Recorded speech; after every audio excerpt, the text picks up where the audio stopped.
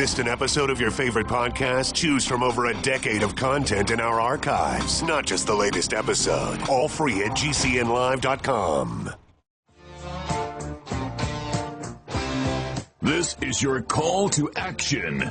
Get prepared, America. Economy, survival, energy, disasters. This is USAPrepares.com. Informative radio, educational radio. Interact now by emailing instructor@usaprepares.com or text at 434-390-7953. Class, please take your seats. Now, your instructor, Vincent Finelli. Everyone all set? Cocked, locked, blissed? Dr. Shealy, are you blissed? Yes. What's new with Dr. Shealy? Well, a quiet week and nothing special. Oh, that's kind of nice. That's really, really kind of nice. I told the story about last week about how a guy in the village where we are wanted our son to install a radio in his truck, and the radio was a marine radio, and it's illegal to use a marine radio on the land, and for obvious reasons. That marine radios are for SOS calls and emergencies, and you don't want those frequencies tied up with people talking about who's got donuts and yelling and screaming at each other and cursing each other, and just the way people behave today. So marine radios are not for use while hunting dogs. And this guy wanted to use this marine radio, which is about 5 times the wattage, to talk with his buddies while they're trying to execute dogs, that are running around wild. So I guess that's a sport, looking for, there's one, we can kill that one, let's line them up. And so our son said that he would not install this radio in this guy's truck. And this guy is a senior citizen. He and his hunting buddies like to go out and kill dogs.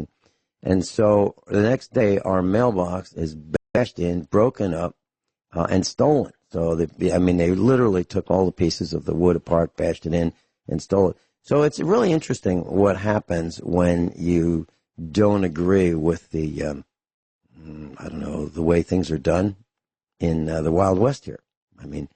So have you ever had anything like that where your property was attacked because you refused to break the law? Has that ever happened to you? Not that I'm aware of yet. Well, the Finelli family is really anxious to meet these people. Oh, man. So, we've seen this before. We won't let people kill animals on our property. We kind of think that if the deer live here, that's fine with us. And hunters are annoyed because they'll see, deer with a nice rack, and they'll want to execute it from the road. And when we stop them, then what they do is they'll kill deer anyway if we're not there, and they'll dump the guts, right at the end of our driveway, for us to clean up. To me, that is protection of your land if you shoot them. Yeah. Well, we have a reputation for being hostile to some types. Even the census worker reported me. She came here one weekend evening. It was dark, or getting dark, and she showed up, and she wanted to know all kinds of things, like where does someone live, and didn't ask any questions about our census, but she was not from this area. And she asked me all kinds of questions, and I told her, I don't know where these people live. Do you know where this person lives? No, I don't. But you can ask that person up the road. They might know.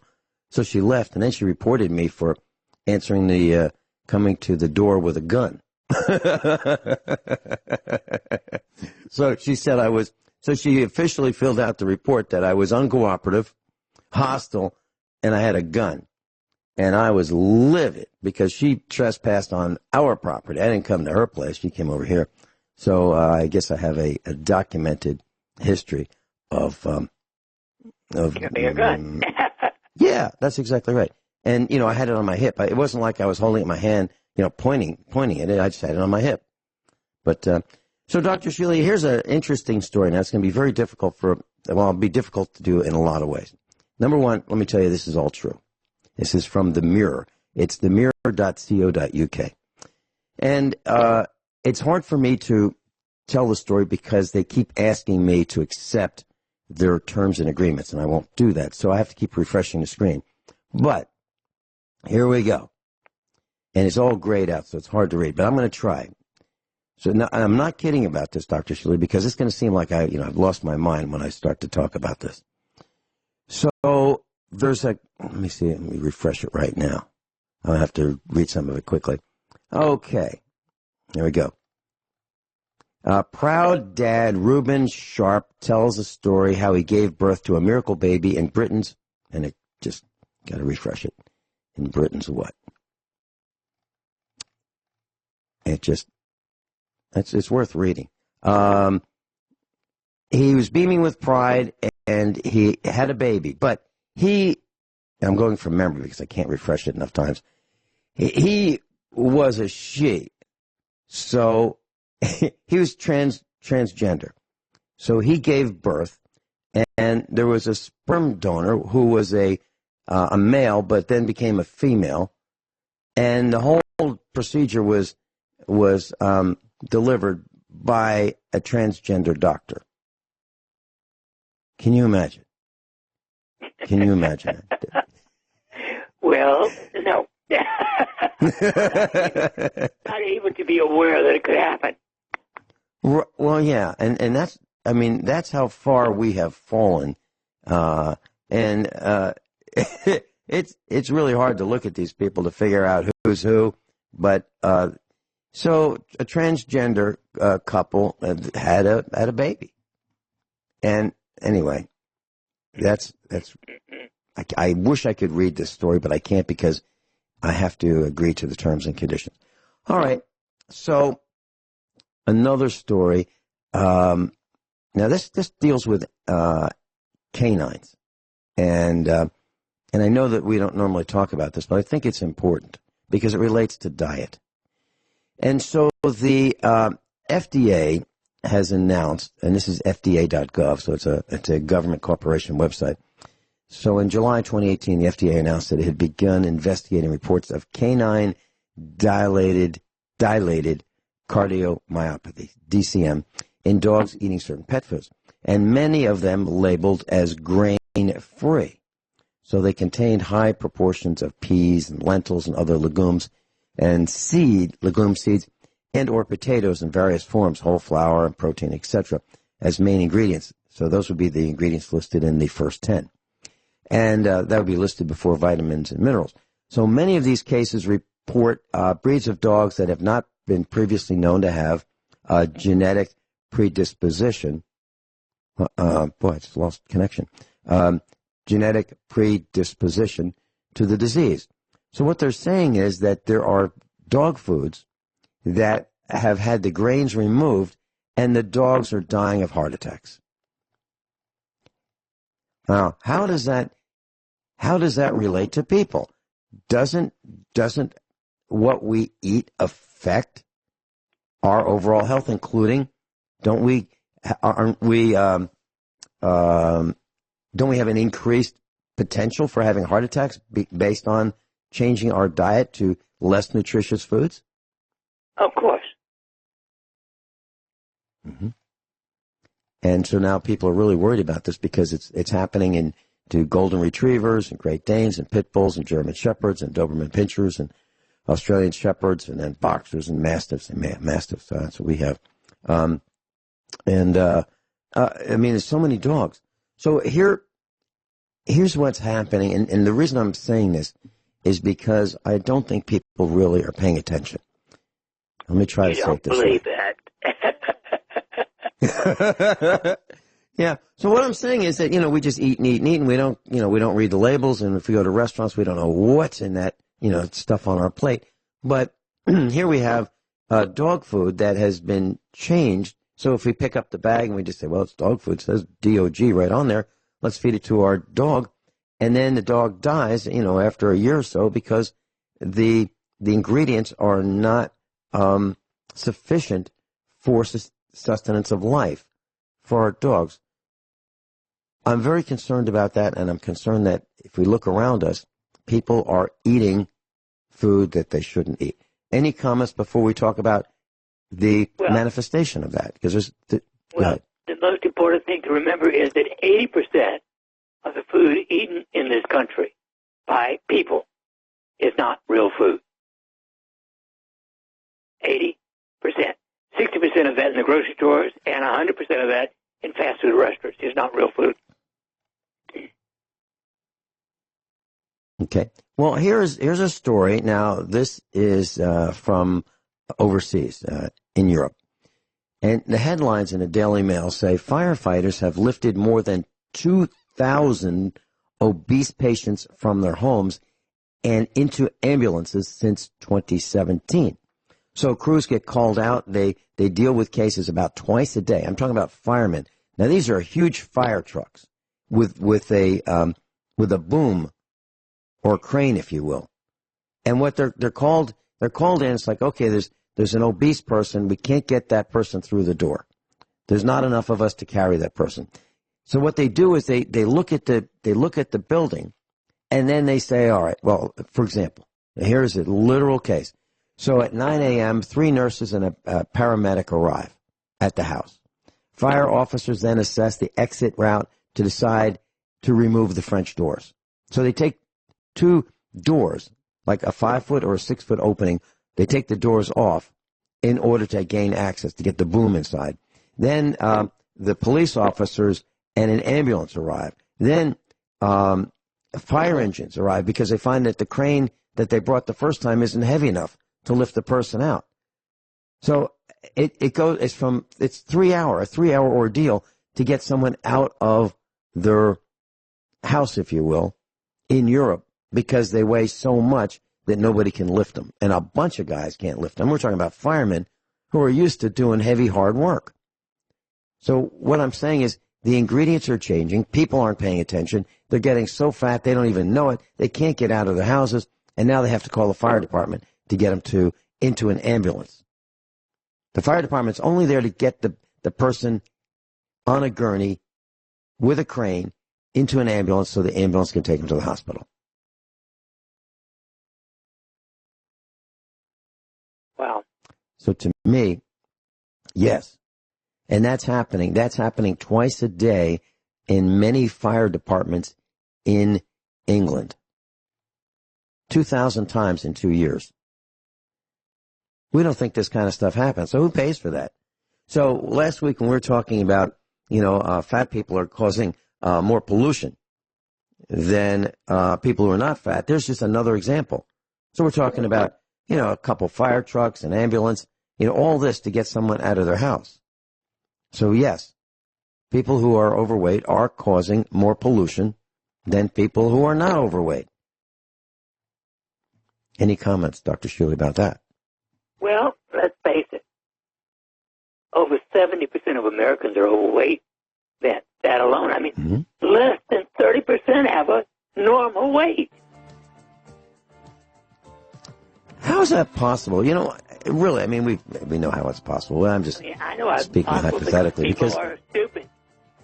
And that's the kind of thing I say. And when I was in elementary school, there was one fat guy. Just one. One fat guy. Now there might be one guy who's not fat. Dr. Shealy and I'll be right back. Dr. Norm Shealy is with us. And Dr. Shealy, I'm kind of laughing because yesterday, our son was in the kitchen with Mrs. Finelli, his mom. And he said, no, there's this, he mentioned Harvey Weinstein, the producer in Hollywood who's been accused of sexual improprieties. And he mentioned that there's this actor whose name is Harvey Fierstein. So it's Harvey Fierstein, the actor, who is gay, and Harvey Weinstein, who's been accused of being a predator. Okay, so the actor, Harvey Fierstein, is annoyed because people are confusing him with Harvey Weinstein. Okay, so our son was telling my wife about this actor who's like frosted because he's confused with this sexual predator or alleged sexual predator. So he said, well, let me look it up. So he goes to the internet on my computer in the kitchen, and he types in Harvey Fierstein, who is this openly gay actor. Now, there was a reason why I'm telling you this story, class. Don't let this happen to you. So he goes to this story about Harvey Fierstein, and it says it's called IndieWire, INDIE wire.com. And it says Harvey Fierstein sets the record straight for once. I ain't Weinstein. Now, our son went to that. Now, what happened? What happened? Right after that, my computer is plagued with advertisements for taking gay cruises and all kinds of gay things because our son went to this story. So the point is, don't do it. Don't do it. Don't let people use your computer because that can happen to you. Now, I don't know how I'm going to stop this, but so I'm getting the world's largest cruise for gay people. You know, they're taking over an entire cruise ship, and I can't stop this. It's all over my screen. So as a public service announcement, don't let people use your computer. So that's the story. Drinking 4 cups of coffee a day, according to another article I've read, could reduce weight gain from an unhealthy diet by stifling genes that make the body build fat, a rat study finds. So researchers in Illinois, the United States, have tested the effects of caffeine consumption on rats, and they found out that the equivalent of 4 cups of coffee reduced fat storage process. So now they're thinking that caffeine could be an anti-obesity agent. Is that possible, Dr. Shealy? One of my favorite statements is, poor breath halitosis is better than no breath at all. Right. And so 4 cups of coffee is unhealthy to your heart, but so is being overweight. So, if you won't use common sense to lose weight, then try it. Mm-hmm. Well, when I was younger and I had a job, I used to drink several cups of coffee a day, and then if you stop drinking coffee, you get a headache, right? You get a caffeine headache, so you start drinking coffee, and pretty soon you can be drinking so much coffee that you're kind of addicted to it, and you're looking for it. And I would think that too much coffee is it can't be good for you to have so much coffee that if you look at your fingers, you're literally shaking, from too much coffee. Now, isn't that possible? Because it seems like that's happened to me. Yeah. It is, indeed. And what do you think about these drinks that have the 5-hour energy type drinks that have vitamin B complex plus I don't know what else in them? Are you concerned? Junk. Okay. And do we pay for this later, Dr. Shealy? So, for example, the student who stays up all night because he didn't study and he stays up all night and pulls what's called an all-nighter to study for the exam and then collapses. Now, don't we pay for that, of course, with shortened lifespan? Indeed. Okay. Indeed. All right.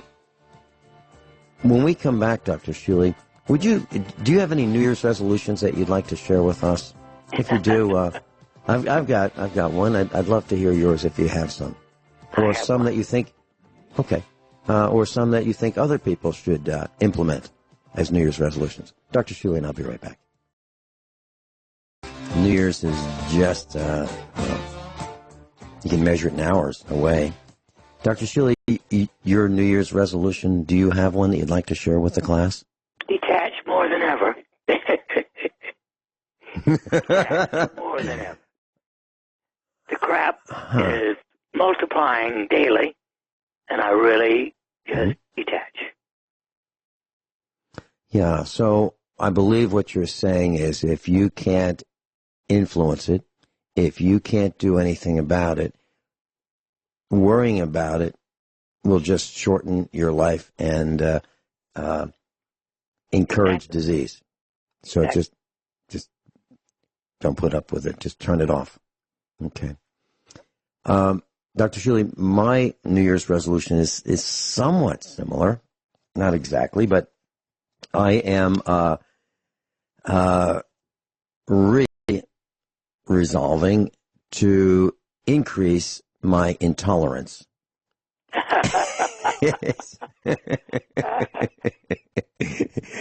So when I see someone at the Chinese factory outlet just leaving their cart behind another person's vehicle and just walking away, so that the person who might approach their vehicle from the front might just get in their car and back into the shopping cart and damage the rear of the car.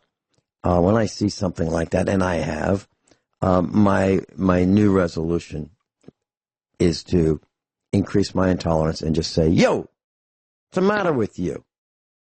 Why would you do that? Why don't you do what everyone else does and put that cart in the cart return? Why don't you do that?" Or when people are rude, not tolerate that. Speak up. When people are nosy and want to pry into other people's business, speak up. And when people don't know what their job is at a store, and they ask if they can help you, and they don't know what they're doing, and they shouldn't be there, ask for the manager and say, "See that guy over there with the red smock? Why did you hire him? He's wasting my time. He doesn't know what he's doing. He shouldn't be here." And if the manager gives you a hard time, explain to the manager that he shouldn't be there either. So that, and I'm avoiding paying sales tax and taxes whenever I can. Not evasion. Evasion is illegal, but avoidance is perfectly legal. So if I can avoid paying taxes, I am doing it every way I know how. That's legal. Okay? And typically that means I'm not going to buy it new. If I can buy it from someone who already has paid the sales tax, well, it's already been paid, and I don't have to pay it again, so I'm not going to. And if it's farm equipment, I'm not going to pay tax on it because it's for the farm. So, class, you can do the same thing. You can start your own business and pay less in taxes and have more deductions and give less to the government corporation if you start your own business. But most people won't do that. Dr. Shealy, any comments on what I said? Go for it. Okay. All right. Well, and what is the most common health complaint that you hear in your practice? So, you meet lots of patients. Number one is truly anxiety. Just plain All right. anxiety. So what are people anxious about? Finances, family matters, not getting along with other people, the politics. It causes feelings of illness and fatigue and insomnia and ultimately pain and depression. So all of these are the subtitles, if you will, after anxiety. So when you hear that someone, well, let me ask this first. When you meet a person for the first time, do you have an inclination what they may be there for? I mean, can you just look at a person and say, "Well, I think I know why you're here"? Okay. Well, most of the time, it's going to be anxiety of, I can look at them and see they're afraid. They are upset. They can't detach. Okay. If they had more money, would they have less anxiety? No, almost never. Okay. If they had less weight, would they have less anxiety? Yes. Okay. Do you find that there is a dependency on a cell phone and anxiety? Have you been able to link those two things? Meaning, yes. So while you're talking to the patient, they're kind of fiddling around, looking down. It rings while I'm within the first 5 minutes of talking to them. They forgot to turn it off.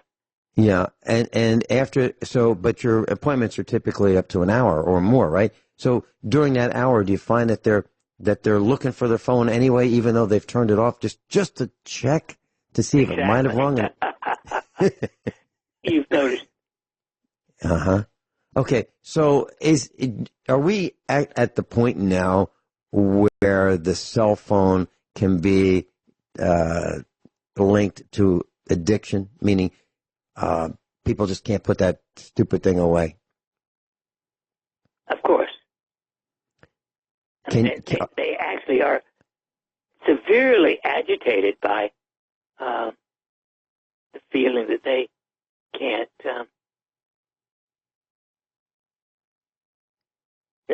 handle it. So let me see if I've got this right.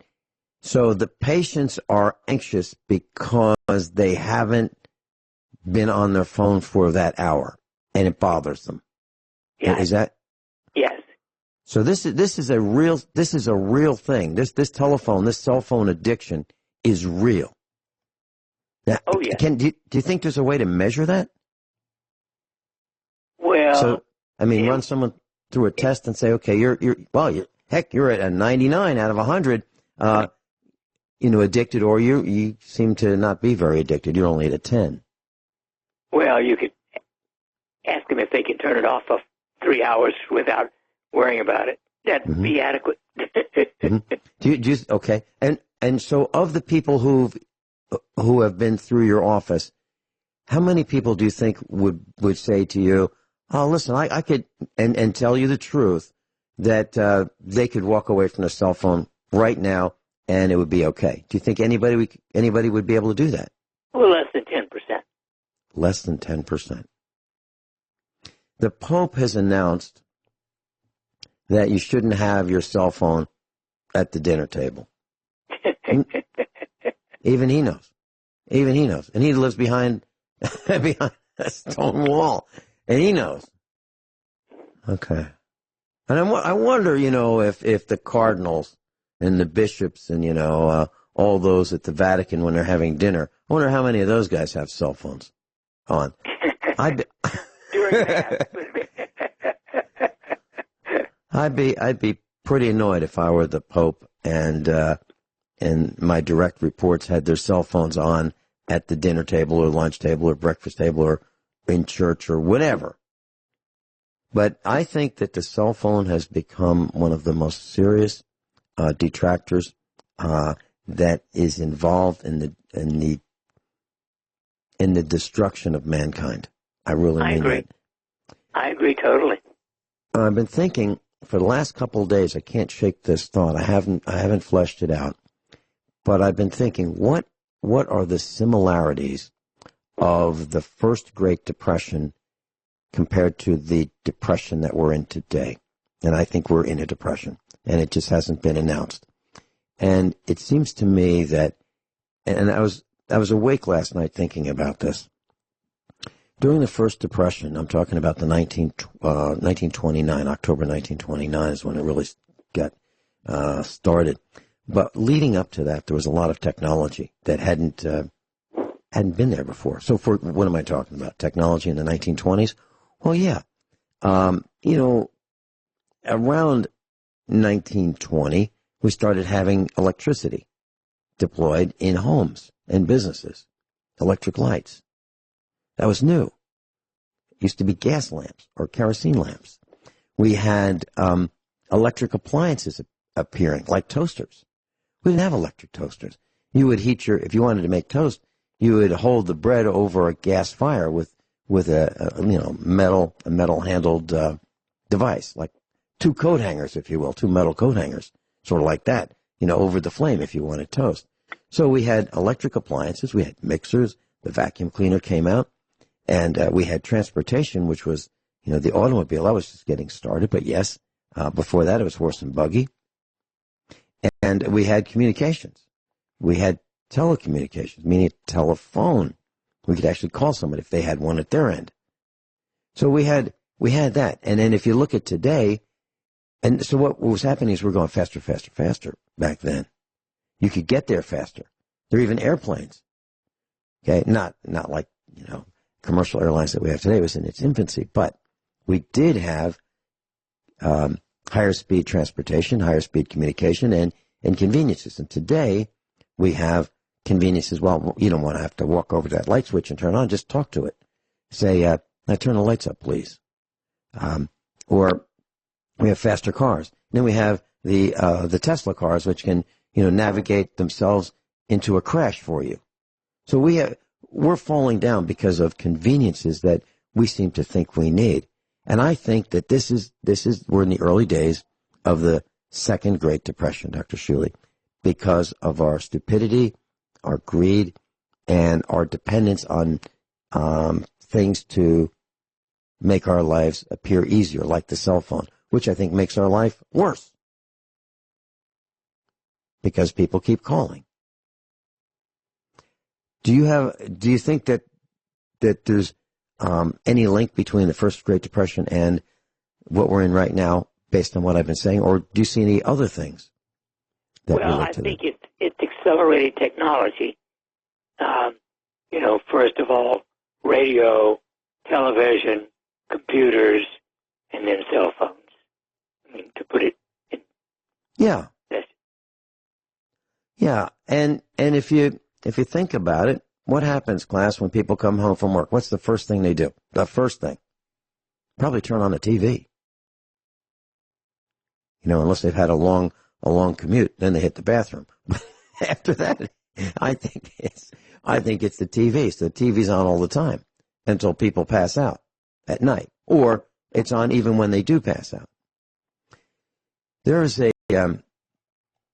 data leak by a company called Waze. It's a smartphone application, Waze, W-Y-Z-E, and they've had a data leak, and it's affected 2.4 million people or customers. And what happens is this device links to devices that, your health, your height, your weight, your home address, and if you have cameras hooked up to it. So now your private information and your private video can be seen by people on the internet.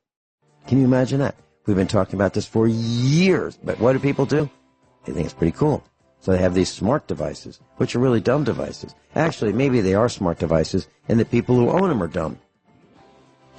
Dr. Shealy, would you want your house exposed or your business exposed to wireless devices that people could hack into and use as blackmail? Is that what people are doing? They're stupid. Dr. Shealy's with us. Dr. Shealy, for years we've been talking about breast implants and the dangers of them.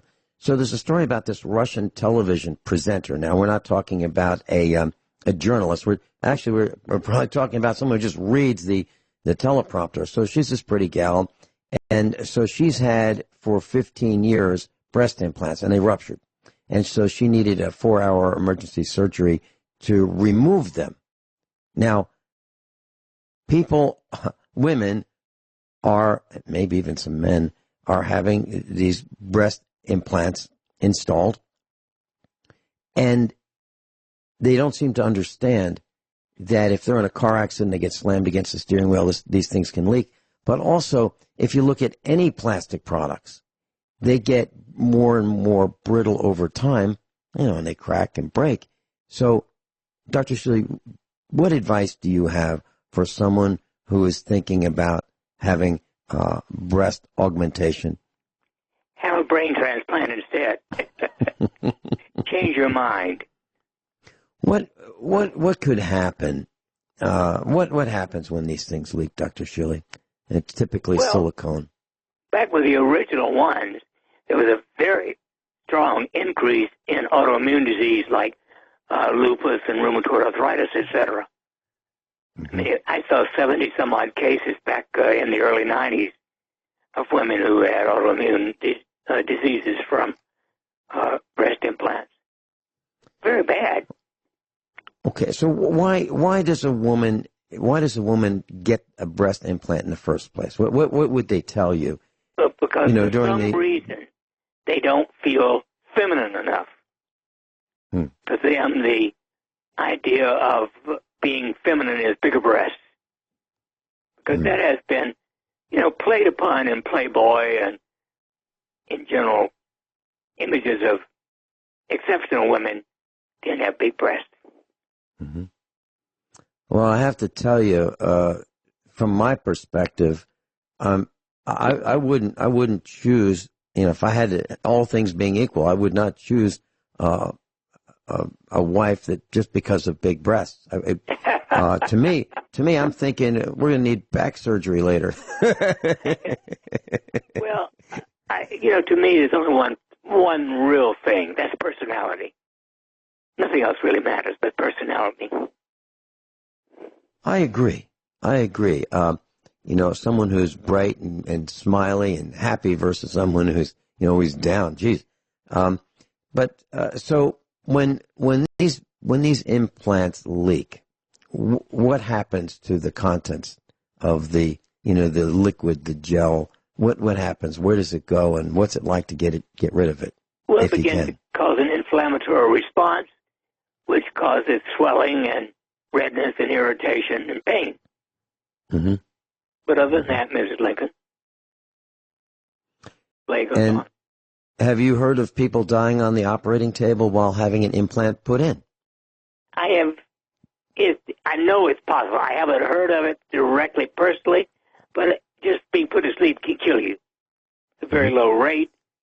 It's less than 1% for sure, but just anesthesia alone can kill you. Okay. How about, have you heard of people dying having them removed? Oh, yes. Okay. So there's risks no matter what you do with these implants, whether you're carrying them around with you, whether you fall down on the ice, right? Let's say you're in a city street and you fall down on the ice and you go boobs first. Is there a possibility that they could leak right from that? Yes, of course. Okay. So, class, if you know someone who's thinking about doing something as silly as this, maybe you should talk to them and try to convince them not to do this. Okay. There's a new thought about ulcers and treating wounds. So, for example, there is now being made a gel, and it's made from the blood of the person who has the wound. And what they do is they take the blood, spin it up in a centrifuge, and separate out the plasma from the other parts of the blood, and they add a material to make it into like a gel, and they put it on the wounds of people who have diabetic ulcers. And they're finding out that by using this gel made from the person's blood, that the wounds are healing more quickly. Have you investigated that, Dr. Shealy? I have not. Okay. Does it seem like it would work? Well, it would work if they're willing to have true personal introspection. So they have to actually think about this mentally and tell themselves it's going to work? Is that what you're saying? Exactly. Okay. We come back after top of the hour news and commercial announcements with Dr. Shealy. I've got some more medical questions for him. And Dr. Shealy, and if you'd like to share with us some of your thoughts going forward for the new year, I'd love to hear them. Dr. Norm Shealy, normshealy.com. Hour number 2 of USA Prepares. Dr. Norman Shealy's with us. If you'd like to go to his website, normshealy.com, NORMSHEALY.com. Dr. Shealy, if you follow the news, you'll see that all over the country, localities are legalizing either the medical use of marijuana or they are decriminalizing marijuana. So marijuana is becoming more and more and more popular because it's legal in more and more places. Well, there's a story that I was reading about something very serious that could happen. It seems to be obvious, but it says that smoking trendy hookah water pipes could spread tuberculosis. So people who use the same water pipe, they sit around and they smoke dope, and to leave the planet for a little while until they return, they are predisposed now to getting tuberculosis because of the contamination on the tips of the water pipes. Any comments, Dr. Shealy? Well, breathing in the same room with a person who's got any known infectious disease can spread it. Obviously, drinking, smoking, sniffing, touching, kissing, all of those things spread disease. Okay, so if you look at some of the video information on movies and video series that you can watch on DVDs or Netflix or whatever, you'll start to see more and more. If you pay attention to this, you'll see more and more people are shown drinking from the same glass. Someone will say, "Hey, why don't you try this?" And the other person will take a sip of it and go, "No, I don't really like it." Then the first person will drink it, or they'll see an unfinished drink that was left by one person, another person will drink it. So they're kind of saying, "This is good. I mean, it's okay. Don't be concerned. Just have at it." Dr. Shealy, would you consider drinking from the same glass or cup from someone you hardly know? Would you consider it? No, I would do it only with my spouse, not even with my kids. There you go. Yeah, because some people kiss their dogs. Yes, I agree. I also avoid that one. You don't know how long it's been since your dog was sniffing manure. Right. So then that brings us to something that used to be trendy. I don't know if it is anymore because I hardly go to restaurants. But the food bar or those restaurants that you walk down the selection of salads and so forth.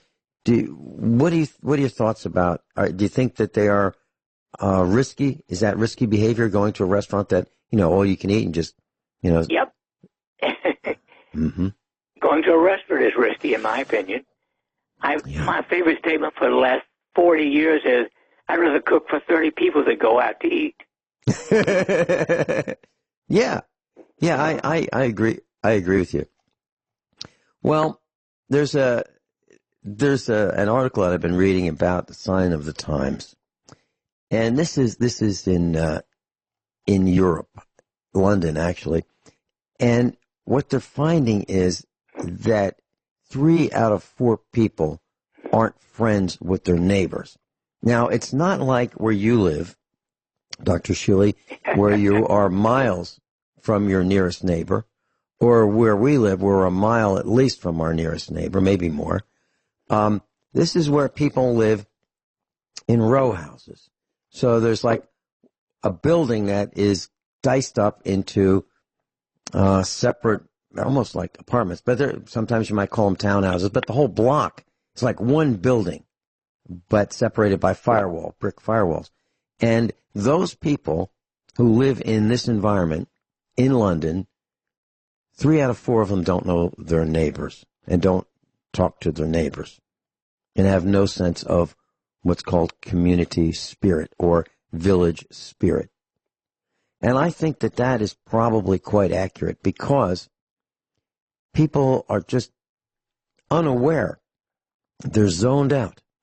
And I know that when I lived on the East Coast, I knew all of our neighbors. I knew the ones to the left, to the right, and across the road, and diagonally. I knew them all. But that's because we made the effort to meet them. And they weren't really close. I mean, they were a quarter of a mile away. The closest one was a quarter of a mile away. But I know that people appear to be so busy that they don't engage their neighbors. What do you think of this trend, Dr. Shealy? Is this a concern to you, or do you think this is normal? Well, I think it's part of today's society. I mean, when I grew up, the small bit of time when we lived in a little town, our houses were not more than 50 feet apart. Mm-hmm. And obviously you could not know your neighbor. Right. Right. And fortunately, depending upon which side was left or right of our house, were a family with 3 kids who were friends of mine. On the other side, there were no kids in the house.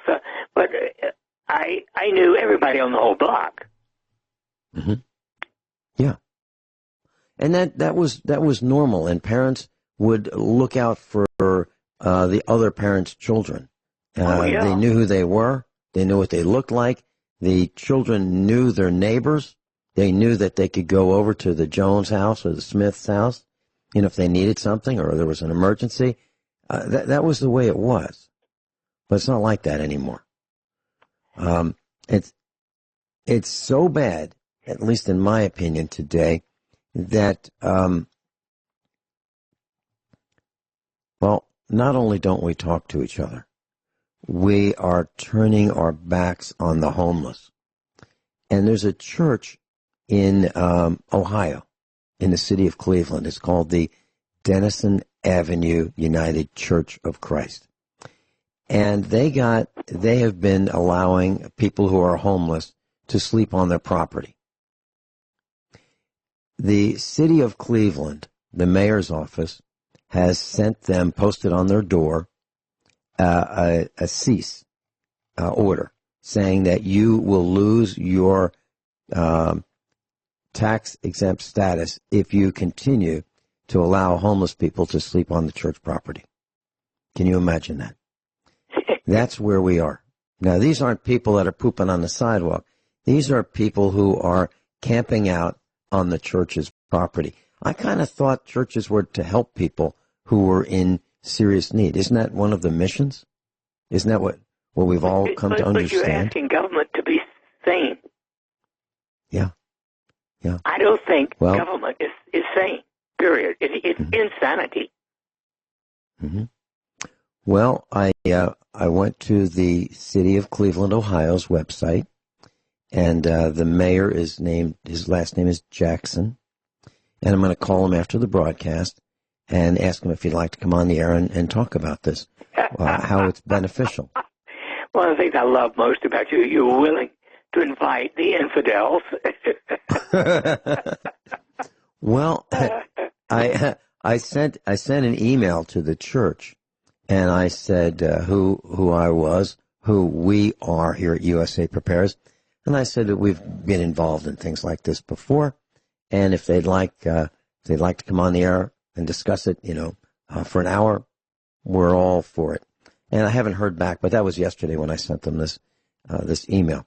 But the mayor, if you look at all these wonderful things he's doing, he's announces a city outdoor pool is, was open for the summer. I mean, that's really important. So that you can go swim, but if you're homeless, get out of town. I find that government has caused so many problems. They're closing businesses. You look at the cities around the country, people don't have jobs. And why is that? Because we've allowed them to go to China. We've allowed them to go to Japan, Bangladesh, Sri Lanka, Indonesia, Mexico. Heck, the Clintons were really big on, hey, we don't want to do it here. Let them do it. So we've lost these jobs, and now we're paying for it because young people have nothing to look forward to. It used to be that if you wanted to, you could quit high school and go work at the factory down the block.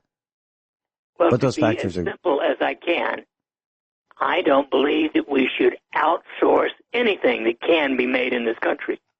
Period.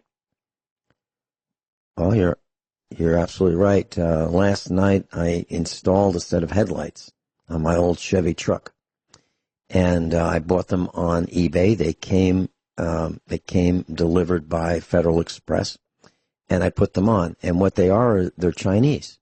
Now, if you look at them, initially they look great, but they're substandard in every respect. And I contacted the seller, and I said that these headlights are thinner, and the dimensions are wrong, so that if you install them and you tap them on the side, they fall out. They are not held in place properly by these spring clips. And I said, what do you want to do about it? And so the guy can pay for shipping back. He can refund my money. I said, now I can fix them.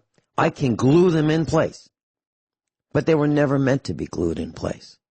They were meant to be replaced. If you have an accident, and your headlights are smashed, you just push these spring clips and they pop out. But they don't pop out by, hitting a bump or a little, dip in the road. But these will because they're substandard. And so our landfills are being filled up with this Chinese junk. Now, not all things made in China are junk, but a lot of it is. And we are putting up with it. And that is what I was talking about with increasing my level of intolerance. I will fight back. And so how would I review this product on eBay? What do you think? How was this transaction? Well, they arrived quickly, but they're useless. So how important is something that arrives quickly, but is substandard and useless? So we're losing our minds. We are smoking dope to, escape reality. But when we come back, it's worse than it was before. We're throwing people out of churches who are homeless. Now, where are they supposed to go? Why are we doing this? We don't know our neighbors. And not only that, but colleges are tracking students' attendance with their cell phones. Now, we've warned that this could happen for years. So there are a number, 40 universities and schools have begun using tracking technology to monitor whether students are in class or not. Now, I thought that's what tests were for. I thought tests were to figure out whether you knew the information. Well, now students are getting points for showing up. Now, if you don't show up, you don't get those points. Dr. Shealy, what would the internship be like if the interns were graded on attendance rather than knowing the material? What would that be like? Hell. Yeah. Dr. Shealy, we've talked about the craziness of some of the technology for years, and one of the things that I've been very concerned about is these self-driving vehicles like Teslas. And yet, I see them if I go to Sam's Club in Springfield. I see these stupid people, really proud of their Teslas and these electric vehicles. Well, I'm looking at the image of a Tesla that ran into the back of a volunteer fire truck. Now, it used to be the fire trucks were red. Well, now they make them, electric yellow so that you can't miss them. They've got these stripes all over them and they've got warning lights. And so there was a crash in Cloverdale, Indiana, just a few days ago. And so this fire truck was responding to this crash, put out the fire. And a Tesla vehicle drove right into the back of it and was demolished. Absolutely. The Tesla was demolished. Looked like it hit it at high speed. And so the driver had engaged autopilot. So it had been active for 13 minutes, 48 seconds, according to the information from the computer of the Tesla. So this driver, this guy was sitting behind the steering wheel, and he had autopilot on, and he left the car alone to navigate the roads, and it drove right into the back of a fire truck and hurt everybody in the vehicle. Literally demolished this vehicle.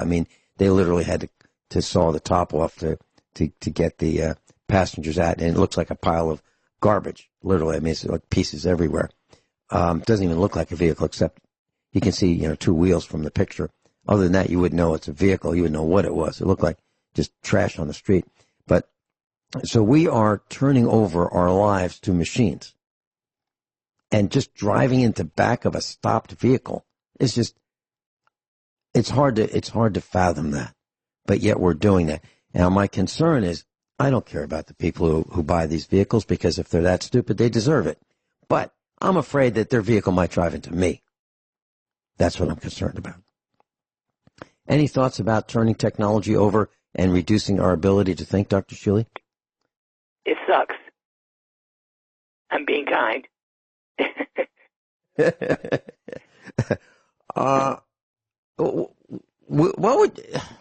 would you be surprised if I came over to your place and said, Dr. Shealy, can you come on outside? I want to show you this. And if I showed up in a Tesla, would you be surprised?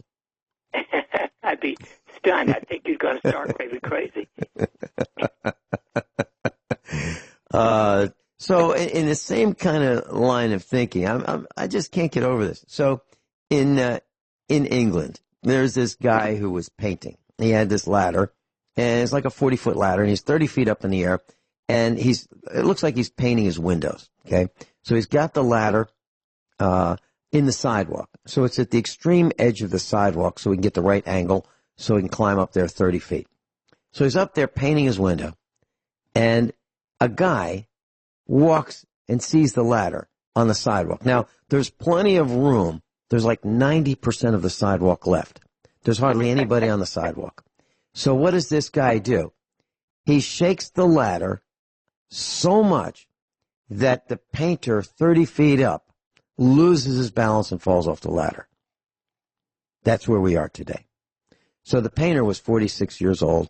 He fell down, and he was hurt, but probably no broken bones at least discovered yet. That's what people are doing. It's out of control. There is absolutely no reason to do that. None. If you don't like the ladder being on the sidewalk, well, how's that guy going to paint the window anyway? How is it possible? Is there another way? I consider that a criminal act, personally. Absolutely. Absolutely.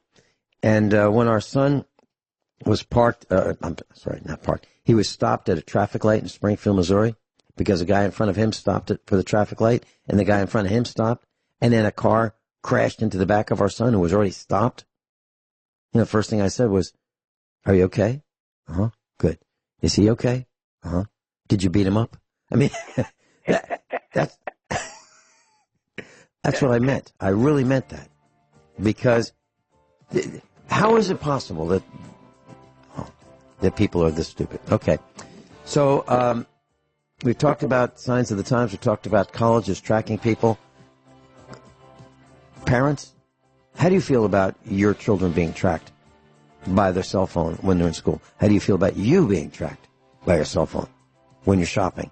How do you feel about them knowing wherever you are? We'll be right back. NormShealy.com, NormShealy.com. Dr. Shealy, when you see a patient, do you ask that patient to provide written information prior to the visit so that you can scan and get an overview of how that person behaves, the habits, the likes, the dislikes? Can you describe? It will take you at least a half hour to fill out before they walk. Can we go through, before you walk in the door, can you tell us some of the items on that form and why you have those items on the form? What are you asking, and what does that tell you? Well, one of them is a 4-page list of every possible symptom. It's called the symptom index. So knowing how many symptoms you have gives us an idea of the total problem. Number 2, we have one called the total life stress, which is even longer. And it gives us an idea of your physical, chemical, emotional, spiritual stress. Number 3 is the Zoom in the public domain test for depression. So it's a very one-page test that tells us how depressed you are. And finally, we created our own little anxiety test so we get an idea of how much anxiety is dominating your life. Okay, so can you tell us about the test for depression? What kinds of questions do you ask, and what does that tell you, specifically for depression? For each question, there are 4 possible answers.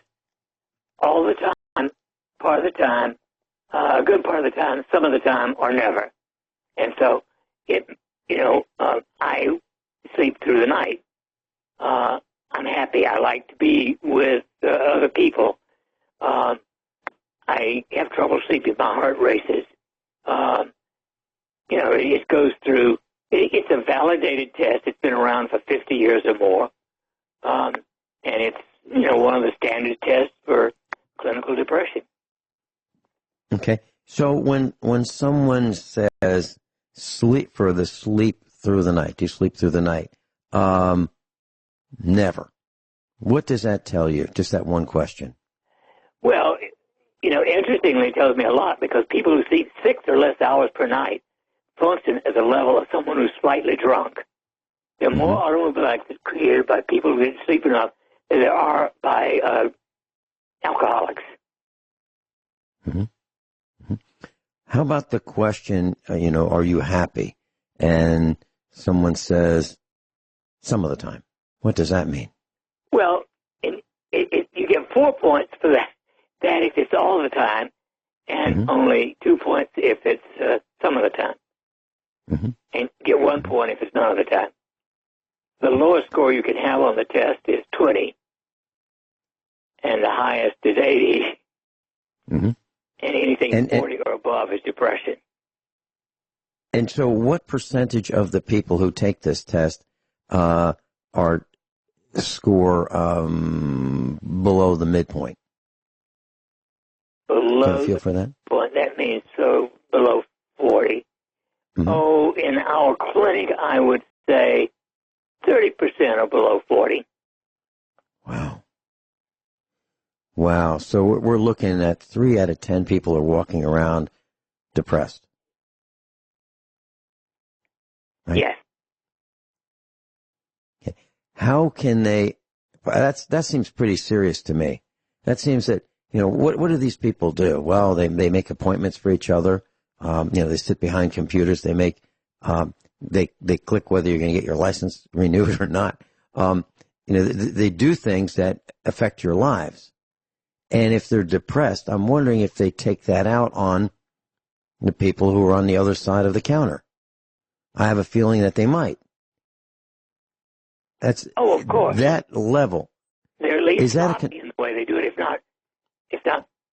not terrible, they're at least sloppy. Well, they are a B, they are a C or near D student.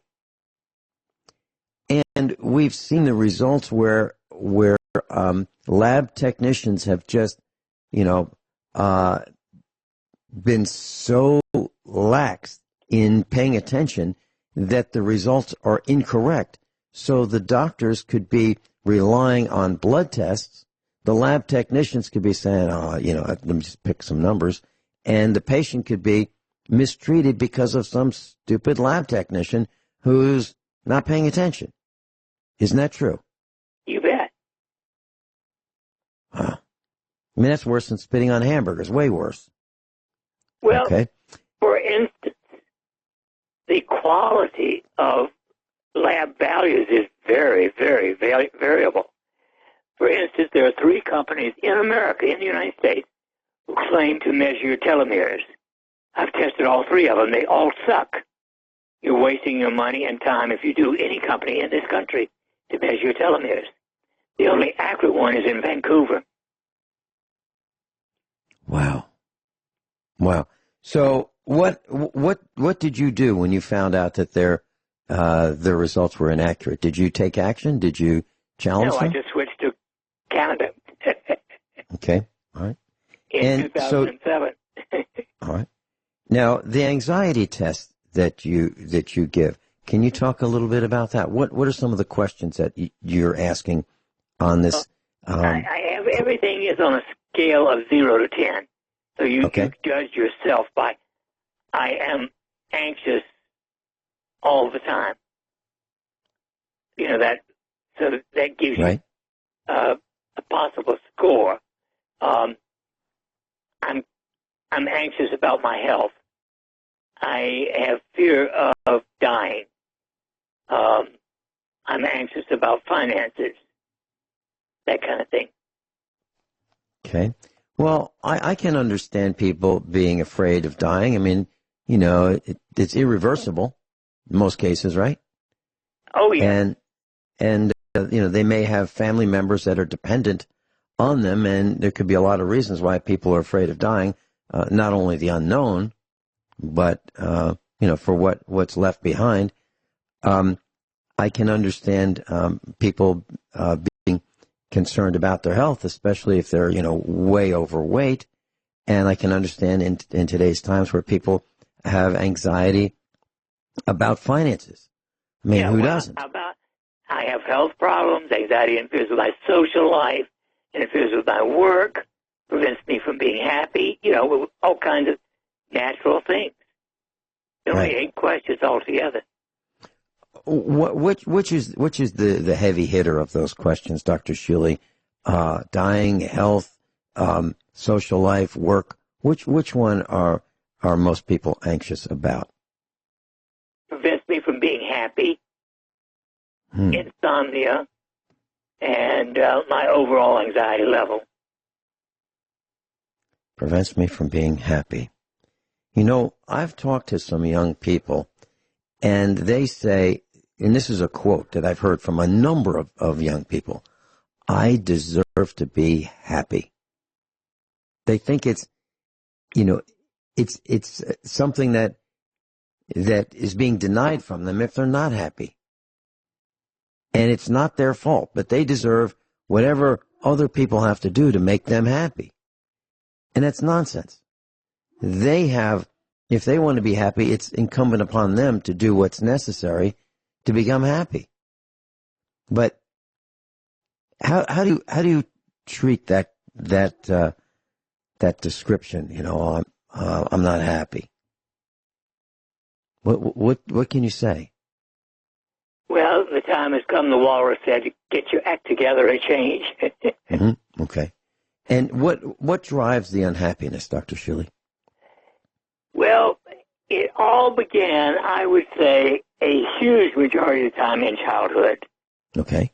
Something happened, mainly in the first 7 to 10 years of life. It made them feel that their family was not loving, caring, nurturing. Mm-hmm. Now, I would think that in some cases that's absolutely true.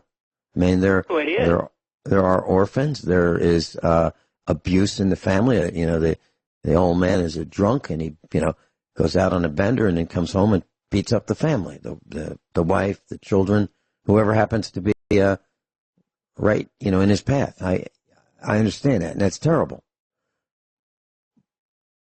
But the rest of that person's life is damaged because of that. I believe that's what you're saying, or could be. Is that fixable, Dr. Shealy? Well, it's fixable if the person is willing to put any effort whatsoever into it. I cannot do it for them. I can assist them and give them some adjuncts which can help, but I can't do it. Okay. How much of a person's problems would you say relates to marrying a person? Oops, made a mistake with that one. Getting married to another one. Oops, made a mistake with that one. Marrying again. You know, multiple marriages. Is there a correlation in multiple marriages and the test that you give for anxiety, depression, yes. Life stress? Okay. Heavens, yes. If the first one doesn't succeed, your statistics are not very good for the second one, etc. Mm-hmm. Mm-hmm. And each successive marriage, the statistics get worse, right? Yeah. Yeah. So, you know, by the third or fourth one, it doesn't look good for the fifth one. Okay. Yeah. Okay. So total life stress.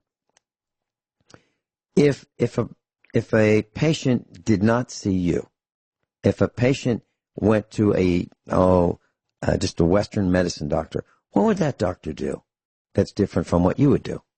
The main thing they will do is put them on some kind of Valium or related drug. Mm-hmm. Well, I know a guy. And another thing that I would do.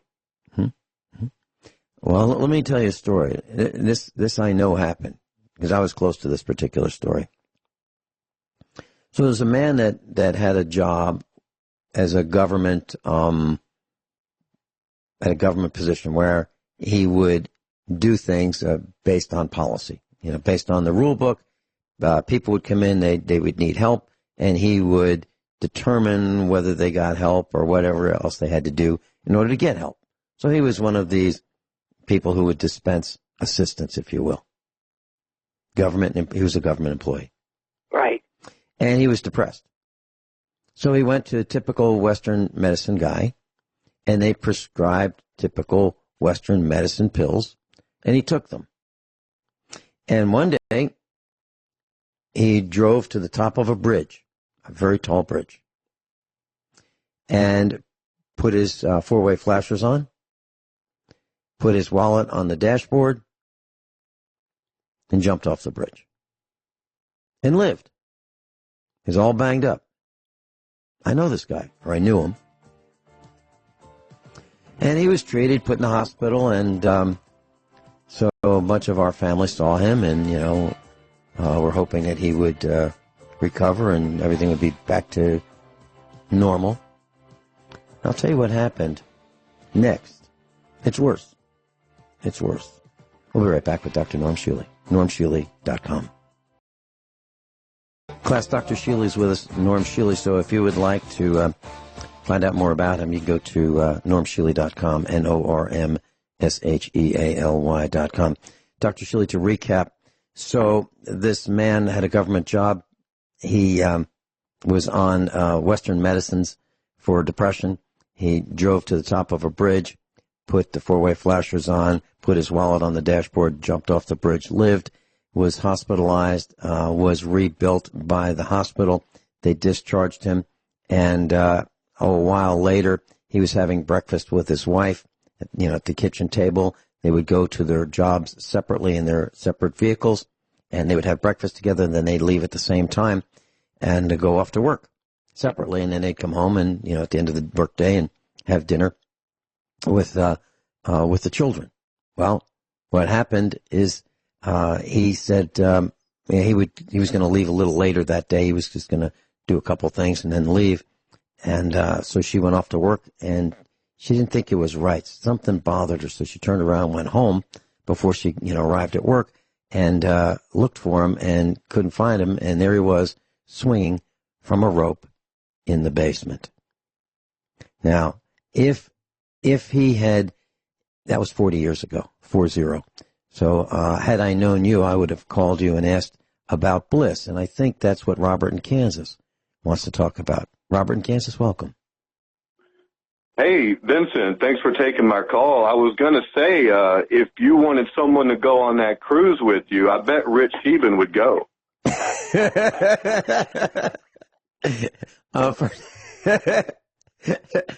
You ought to see the image of the advertisement for this gay cruise. It's all these guys that are really proud. I mean, I guess little things are big to little people, but these guys are really proud wearing these little thimbles on G-strings, and they're up prancing around and hugging each other and licking each other, and gosh, it's disgusting.